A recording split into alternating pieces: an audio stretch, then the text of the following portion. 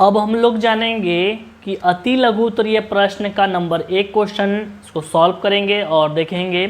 तो यहाँ पे हम लोग जो है सबसे पहले जो जान लिए हैं, चैप्टर के पहले जो है जितना भी चीज़ जो है बेसिक से बेसिक चीज़ जो है हम पहले से ही दे दिए हैं जानकारी। अगर आप वो वाला जो है वीडियो अगर नहीं देखे हैं तो अच्छे से देख लीजिए, ठीक है। और उसके बाद जो हम लोग अति लघु उत्तरीय क्वेश्चन जो कि बनाना बहुत ही ज़रूरी है, एग्ज़ाम में ये आता है और यहाँ पे हम आपको बना के दे रहे हैं और समझा भी देते हैं। उसके बाद जो है आप इसे एक बार लिख लीजिए और उसके बाद जो है फिर इसे याद भी एक बार जो है बीच बीच में करते रहना है। पहला क्वेश्चन यहाँ पे कह रहा है कि अति लघु उत्तरीय प्रश्न जान रहे हैं और पहला क्वेश्चन है कि समतल दर्पण पर पड़ने वाली एक ही प्रकाश की किरण जो है कितनी परावर्तित किरणें हो सकती है। तो इसका आंसर होगा 1, ठीक है।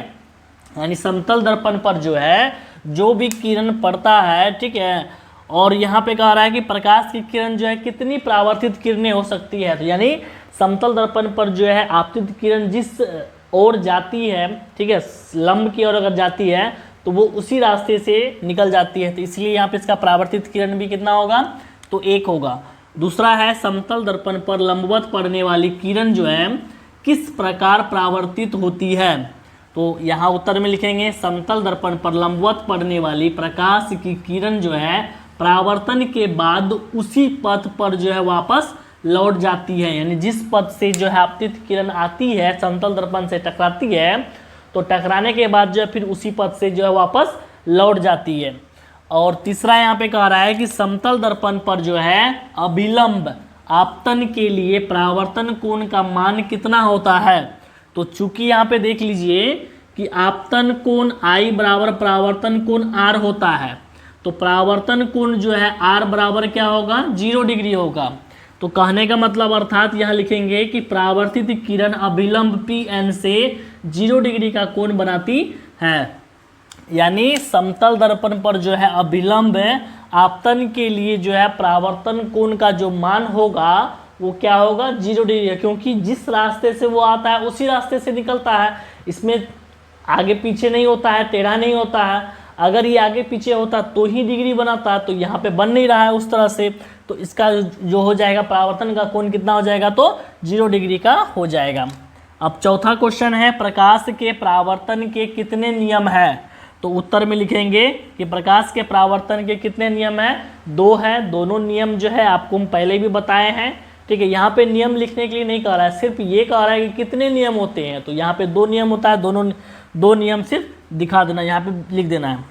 पांचवा है समतल दर्पण में वस्तु दूरी और प्रतिबिंब दूरी में क्या संबंध होता है। यानी समतल दर्पण में वस्तु का दूरी और प्रतिबिंब का दूरी में क्या संबंध होता है। तो यहाँ उत्तर में लिखेंगे समतल दर्पण में वस्तु दूरी बराबर होता है प्रतिबिंब दूरी। यानी जितना दूरी पर जो है समतल दर्पण में दर्पण से जितना दूर वस्तु खड़ा रहेगा उसका प्रतिबिंब जो है उतना ही दर्पण के पीछे बनता है, उतना ही दूर बनता है, ठीक है। अगर जो है समतल दर्पण यहाँ है, यहाँ से 10 मीटर पर अगर कोई वस्तु है तो उसका प्रतिबिंब भी जो है दर्पण के पीछे बनेगा, लेकिन वो भी 10 मीटर दूर ही बनेगा। अब यहाँ पे छठा कह रहा है कि गोलीय दर्पण जो होते हैं वो कितने प्रकार के होते हैं। तो गोलीय दर्पण जो होते हैं वो 2 प्रकार के होते हैं, उत्तल दर्पण और अवतल दर्पण होता है। 2 हो गया। यानी दर्पण जो होते हैं वो कितने होते हैं, दोनों 2 होते हैं, उत्तल दर्पण होते हैं और अवतल दर्पण होते हैं। दोनों का जो बेसिक से पहले हम जान चुके हैं। अब जो है इसके बाद जो हम लोग जानेंगे 7वां क्वेश्चन, ठीक है। अब 7वां क्वेश्चन यहाँ कह रहा है कि क्वेश्चन नंबर 7 यहाँ कह रहा है कि गोलीय दर्पण का जो है मुख्य अक्ष क्या है। गोलीय दर्पण का जो है मुख्य अक्ष क्या होता है, ठीक है। तो उत्तर में लिखेंगे गोलीय दर्पण के ध्रुव से वक्रता केंद्र को मिलाने वाली जो है सरल रेखा को दर्पण का प्रधान या मुख्य अक्ष कहते हैं। यानी प्रधान या मुख्य अक्ष वो होता है जो ध्रुव और वक्रता केंद्र को मिलाने के लिए जिस लाइन का प्रयोग करते हैं, जिस रेखा का प्रयोग करते हैं, उसी को क्या बोलते हैं, प्रधान या मुख्य अक्ष बोलते हैं। क्लियर है। अब यहाँ पे 8वां नंबर में कह रहा है कि अवतल दर्पण के फोकस की परिभाषा दे। यानी अवतल दर्पण में जो है फोकस, उसका परिभाषा हम लोग को देना है। तो उत्तर में लिखेंगे किसी अवतल दर्पण का फोकस उसके मुख्य अक्ष पर वह बिंदु है जहां मुख्य अक्ष के समांतर आती किरणें दर्पण से परावर्तन के बाद मिलती है। यानी फोकस जो है अवतल दर्पण का फोकस का मतलब ये हो गया जब आपतित किरण अवतल दर्पण से जब टकराती है, टकराने के बाद जो है जिस तरफ जो है परावर्तित होती है, यानी उसका नियम ही वही है, ठीक है। जब मुख्य अक्ष के समांतर कोई रेखा जब दर्पण से टकराएगा तो वो फोकस से ही होकर के जाता है। तो कह रहा है कि किसी अवतल दर्पण का जो फोकस है उसके मुख्य अक्ष पर वह बिंदु होता है जहां मुख्य अक्ष के समांतर, यानी मुख्य अक्ष के समांतर जो है आपतित किरण जो है क्या करता है, दर्पण से टकराता है और टकराने के बाद जो है परावर्तित होने के बाद मिलता है, उसी को क्या बोलते हैं, फोकस बोलते हैं। अब नंबर में कह रहा है कि गोलीय दर्पण की फोकस दूरी f और उसकी वक्रता त्रिज्या r में क्या संबंध है। आपको बताए थे कि गोलीय दर्पण का जो फोकस दूरी f होता है और उसका त्रिज्या r जो होता है क्या होता है, उसका आधा होता है। इसको हम लोग साबित भी किए थे। तो यहाँ उत्तर में लिखेंगे आधी या लिखेंगे f बराबर r/2। क्लियर है। क्वेश्चन नंबर 10 है यहाँ पे कि एक दर्पण का नाम बताइए जो किसी वस्तु का सीधा और आवर्धित प्रतिबिंब दे सके। यानी ऐसा जो है दर्पण का नाम बताना है जो क्या हो कि वस्तु सीधा होना चाहिए और आवर्धित करके दे। तो उत्तर में लिखेंगे इसका उत्तल दर्पण।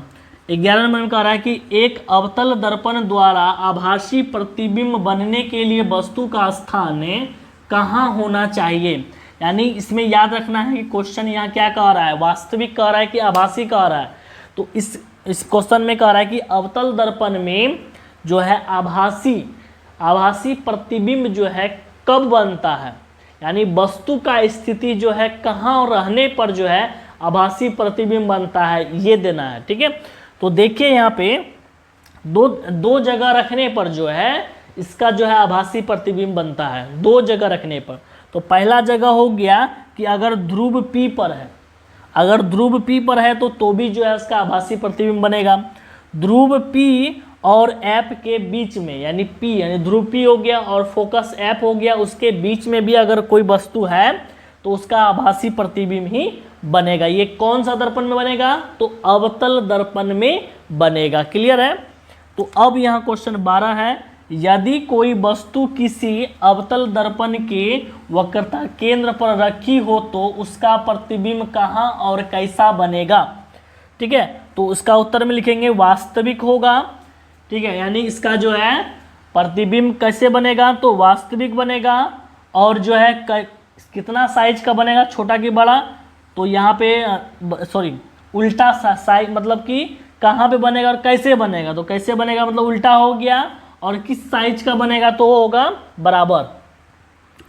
13 नंबर में है वस्तु दूरी u, यहाँ पे u है, वस्तु दूरी u का चिन्ह क्या होगा जब एक अवतल दर्पण के सामने किसी वस्तु को रखा जाए। तो उत्तर में लिखेंगे ऋणात्मक। क्लियर है।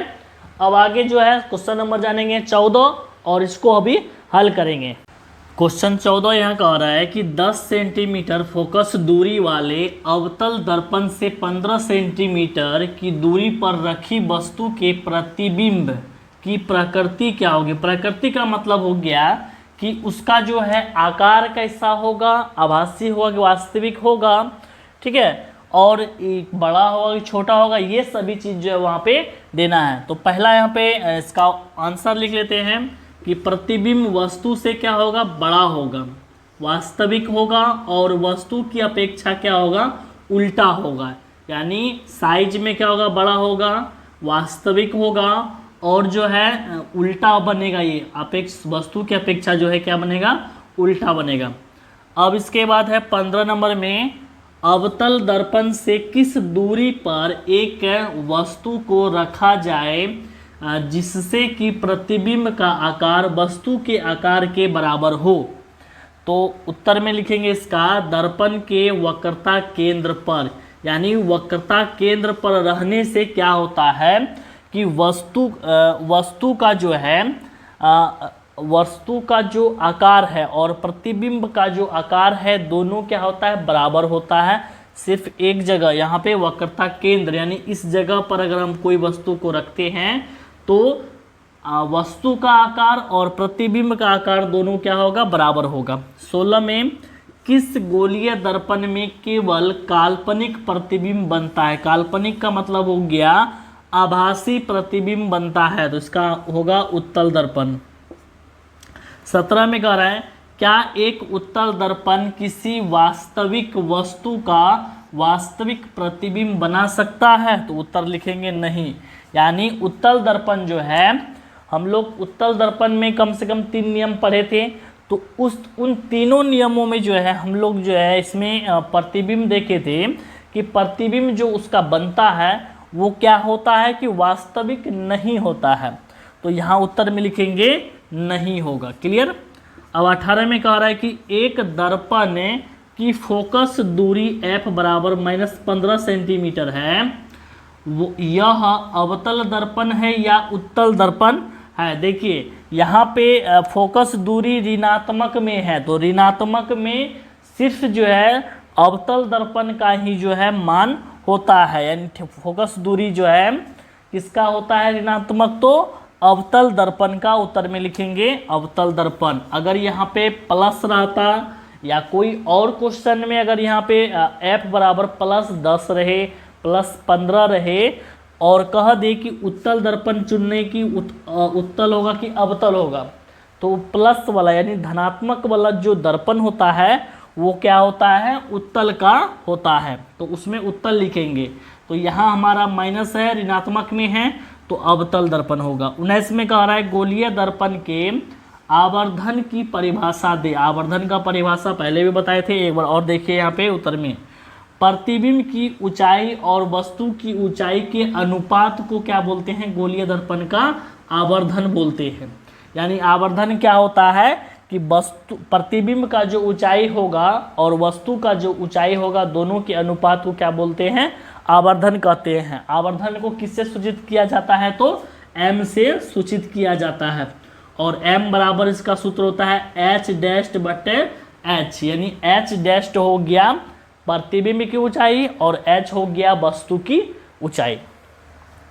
अब 20 नंबर का क्वेश्चन है आवर्धन m का ऋणात्मक जो है मान क्या बताता है, यानी धनात्मक आवर्धन का जो m का मान जो होता है वो ऋणात्मक है, यहाँ पे कह रहा है। ठीक है, तो ऋणात्मक जो जब आएगा तो वो ऋणात्मक जो है होगा तो वो क्या बताएगा, ठीक है, उसके बारे में लिखना है। तो आवर्धन उत्तर में लिखेंगे आवर्धन m का जो ऋणात्मक मान बताता है कि प्रतिबिंब वस्तु के सापेक्ष उल्टा बन रहा है, यानी उसका जो वस्तु का जो प्रतिबिंब बन रहा है क्या बन रहा है, उल्टा बन रहा है, तभी जो है उसका क्या होगा, ऋणात्मक मान होगा। अर्थात कहने का मतलब हो गया प्रतिबिंब जो है कैसा होगा, तो वास्तविक होगा, वास्तविक होता है। और ये कह रहा है कि आवर्धन m का जो ऋणात्मक मान होगा उसके लिए वस्तु का जो है प्रतिबिंब बनेगा उल्टा और ये होगा वास्तविक प्रतिबिंब होगा। क्लियर है। अब आगे हम लोग जानेंगे 21 नंबर का क्वेश्चन। ठीक है, 21 नंबर में कह रहा है कि एक गोलीय दर्पण की वक्रता त्रिज्या 20 सेंटीमीटर है, इसकी फोकस दूरी कितनी होगी। तो फोकस दूरी f बराबर जो सूत्र होता है वो बैठाएंगे, तो f बराबर लिखेंगे r/2 बराबर लिखेंगे 20 सेंटीमीटर बटे में 2, काट करके कितना होगा 10 सेंटीमीटर होगा। ठीक है, ये होगा इसका आंसर। फोकस दूरी कितना निकल जाएगा इसका 10 सेंटीमीटर, मतलब इसका आधा कर देना है। 22 में कह रहा है कि उत्तल दर्पण के एक उपयोग को लिखे, यानी एक उपयोग को लिखे, लेकिन हम यहाँ पे पूरा जो है इसका जो उत्तल दर्पण का पूरा जो उपयोग होता है उसके बारे में पूरे लिख दिए है। ठीक है, तो या आप इसमें अगर एक उपयोग कर रहा है तो आप यहाँ पे लिख सकते हैं स्कूटर के साइड मिरर के रूप में, बस इतना ही भी लिख सकते हैं। या यहाँ पे पूरा अगर लिखना है तो लिखेंगे स्कूटर, मोटर कार तथा बस इत्यादि में उत्तल दर्पण का उपयोग साइड मिरर का मतलब बताए थे कि पीछे देखने के आईने के रूप में होता है। क्लियर है। 23 नंबर में है उस उत्तल दर्पण की फोकस दूरी ज्ञात करें जिसकी वक्रता त्रिज्या 32 सेंटीमीटर है। सेम क्वेश्चन है, जहाँ पे 21 नंबर में पूछा था वहीं पे 23 नंबर में भी यहाँ पे कह रहा है कि वक्रता त्रिज्या कितना है 32 सेंटीमीटर है। तो f बराबर लिखेंगे r/2, 32 सेंटीमीटर बटे 2 लिखेंगे, काट करके कितना हो जाएगा 16 सेंटीमीटर, यही हो जाएगा इसका आंसर। 24 में कह रहा है कि काल्पनिक प्रतिबिंब से आप क्या समझते हैं। काल्पनिक प्रतिबिंब का परिभाषा यहाँ पे देना है। उत्तर में लिखेंगे किसी बिंदु स्रोत से आती किरणें परावर्तन के बाद जिस बिंदु से आती हुई प्रतीत होती है उसे काल्पनिक प्रतिबिंब कहते हैं। ठीक है, काल्पनिक प्रतिबिंब जो है किसे कहते हैं, तो किसी बिंदु स्रोत से आती प्रकाश की किरणें जो है परावर्तन के बाद जिस बिंदु पर मिलता हुआ प्रतीत होता है उसे क्या कहते हैं, काल्पनिक प्रतिबिंब कहते हैं। क्लियर हो गया। अब 15 सेंटीमीटर 25 में कह रहा है यहाँ पे कि समतल दर्पण में आवर्धन m बराबर +1 का क्या अर्थ होता है।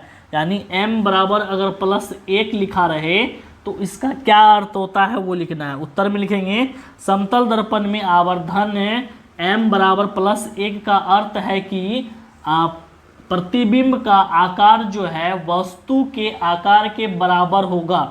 ठीक है, यानी जो इसका मतलब हो गया कि प्रतिबिंब का जो आकार होगा वही वस्तु का भी आकार होगा, या वस्तु का आकार जो होगा वही प्रतिबिंब का आकार होगा। और m का धनात्मक यानी प्लस का जो चिन्ह होता है कि वह प्रतिबिंब जो है वस्तु के सापेक्ष सीधा बनेगा, यानी वह जो प्रतिबिंब होगा या वस्तु जो होगा वो क्या होगा, सीधा होगा। ठीक है, यानी प्लस का मतलब ये हो गया। अब 26 में कह रहा है कि एक गोलीय दर्पण है जिसका वक्रता केंद्र C है पर एक किरण ACB आपतित होती है, यह किरण जो है किस दिशा में परावर्तित होगी। तो इसका उत्तर लिखेंगे कि यह किरण जो है AC'B' दिशा में परावर्तित होगी। क्लियर है। अब जो है आखिरी सवाल जो है इसका दिया हुआ है अति लघु उत्तरीय का 27 नंबर का, वो जानेंगे। ठीक है, नंबर का क्वेश्चन है यहाँ पे कि अवतल दर्पण के कोई 2 उपयोग को लिखे। अवतल दर्पण का उपयोग यहाँ पे लिखेंगे उत्तर में कि अवतल दर्पण का जो उपयोग है हजामती मतलब हो गया है कि दाढ़ी बनाने के लिए या वाहनों के हेडलाइटों तथा सर्च लाइटों में इसका उपयोग होता है। अवतल दर्पण का जो उपयोग हो गया हजामती दाढ़ी बनाने के लिए इसलिए यूज करते हैं, प्रयोग करते हैं, या हेडलाइटों में इसका इसलिए प्रयोग करते हैं क्योंकि इसका जो सामने का जो जैसे कि दाढ़ी बनाने के लिए जब हम उसका प्रयोग करते हैं तो उसमें क्या होता है कि उसका प्रतिबिंब जो है अच्छे से बनता है और स्पष्ट दिखाई भी देता है। ठीक है, और उसके बाद जो है उसका जो है वाहन में इसका इसलिए यूज करते हैं क्योंकि उसमें जो प्रकाश जब पड़ता है तो उसका दूरी तक जो है उसको फैलाता है। ठीक है, उसका जो है नज़दीकी तक जितना दूर उसका कैप्चर हो सके तो वहाँ तक उसको दिखाता है। सर्च लाइटों में भी इसका उपयोग किया जाता है अवतल दर्पण का। और भी है इसका उपयोग, लेकिन इसमें कम से कम 2 उपयोग लिखने लिखा आ रहा है तो हम यहाँ पे 3 लिख दिए हैं। ठीक है, तो आप इसे याद करें। अब आगे हम लोग जानेंगे लघु उत्तरीय प्रश्न जो है। लघु उत्तरीय प्रश्न जो है बहुत ही टफ क्वेश्चन है, तो अगर आप चाहते हैं कि ये क्वेश्चन जो है हम जानें तो चैनल को सब्सक्राइब करके बेल आइकन को प्रेस जरूर करें और अपने दोस्तों के साथ भी शेयर करें। तो चलिए अब आगे हम लोग जो है मिलते हैं नेक्स्ट वीडियो में, लघु उत्तरीय प्रश्न लेकर के आते हैं। और वीडियो देखने के लिए दिल से धन्यवाद है। जय हिंद, जय भारत।